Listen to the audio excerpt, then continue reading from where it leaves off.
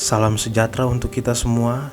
Pelajaran Sekolah Sabat dengan tema utama tentang kematian, hampir mati dan harapan masa depan. Pelajaran ke-8, pengharapan perjanjian baru. Selasa 15 November, aku akan membangkitkan dia. Dalam salah satu mujizatnya, Yesus telah memberi makan 5.000 orang hanya dengan sedikit roti dan ikan. Menyadari bahwa orang banyak kemudian bermaksud untuk memberitakan dia sebagai raja, Yesus berlayar dengan murid-muridnya ke seberang danau Galilea. Tetapi keesokan harinya, orang banyak itu mengikuti dia ke sana, di mana ia menyampaikan khotbahnya yang kuat tentang roti hidup, dengan penekanan khusus pada karunia kehidupan yang abadi. Bacalah Yohanes 6 ayat 26-51, bagaimana Yesus mengaitkan karunia hidup abadi dengan kebangkitan terakhir dari orang benar. Di dalam khotbahnya, Yesus menyertai 3 konsep dasar tentang hidup yang kekal.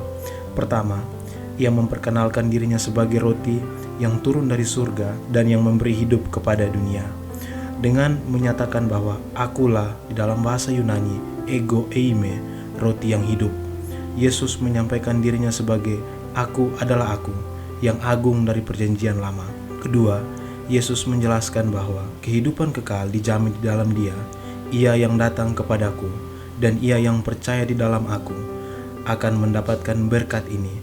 Dan akhirnya Yesus menghubungkan karunia hidup yang kekal itu dengan kebangkitan terakhir, meyakinkan pendengarnya sebanyak 3 kali, dan aku akan membangkitkan pada akhir zaman.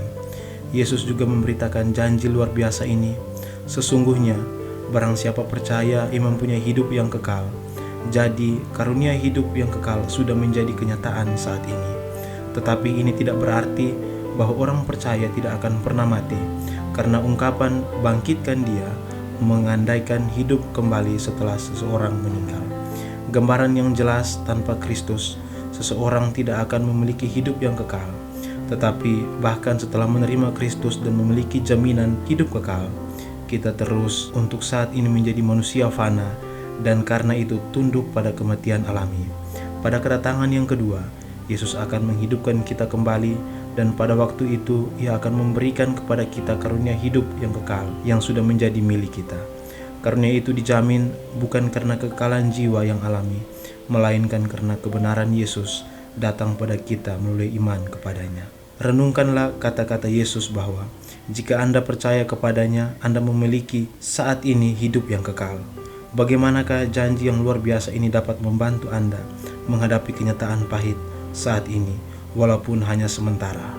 Pelajaran yang bisa kita dapatkan pada saat ini boleh kita buka dalam Yohanes 6 ayat 51. Akulah roti hidup yang telah turun dari surga. Jikalau seorang makan dari roti ini, ia akan hidup selama-lamanya. Dan roti yang kuberikan itu ialah dagingku, yang akan kuberikan untuk hidup dunia.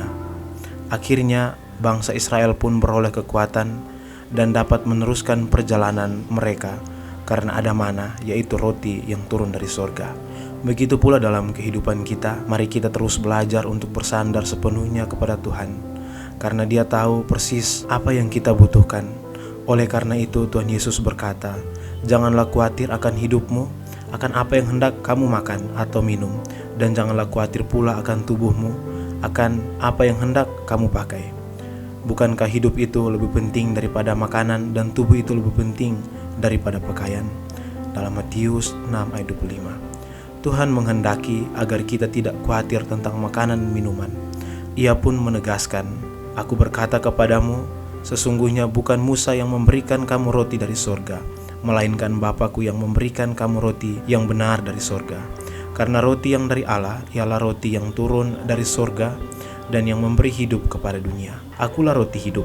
Barang siapa datang kepadaku, ia tidak akan lapar lagi, dan barang siapa percaya kepadaku, ia tidak akan haus lagi. Ketika Yesus menyatakan bahwa dirinya adalah roti hidup, ini juga dimaksudkan untuk menegaskan bahwa ia adalah jawaban dari setiap keperluan dan persoalan di dalam hidup manusia. Contoh, ketika 5.000 orang berbondong-bondong mengikuti dia di tepi laut Tiberias dan menjadi lapar, Yesus pun tahu apa yang sedang mereka butuhkan. Dengan 5 ketul roti dan 2 ekor ikan, mujizat itu telah terjadi. Mereka dikenyangkan, bahkan masih ada sisa 12 bakul penuh. Memang manusia itu membutuhkan roti atau makanan untuk hidup di dunia ini. Namun jangan sampai motivasi kita mencari Tuhan hanya untuk mengejar roti saja atau berkat-berkat jasmani, lalu kita melupakan Tuhan, Sang Pemberi berkat itu sendiri. Ingat, apapun yang menjadi kebutuhan kita, Yesus dapat memenuhinya. Segala persoalan hidup kita dapat diatasi di dalam Dia. Tidak hanya persoalan-persoalan yang berkenan dengan kebutuhan jasmani kita, tapi juga hal-hal yang jauh lebih utama, yaitu pengampunan dosa dan keselamatan yang kekal yang diberikan oleh Yesus. Tuhan Yesus sudah mengorbankan tubuhnya sendiri di atas kayu salib untuk kita. Roti yang kuberikan itu ialah dagingku yang akan kuberikan untuk hidup dunia. Inilah sumber kehidupan yang sesungguhnya yang ditawarkan oleh Yesus Kristus. Mari berdoa. Bapa di sorga, terima kasih untuk pelajaran yang telah kami terima mengenai roti hidup. Kiranya Engkau selalu memberkati kami. Dalam nama Yesus kami berdoa. Amin.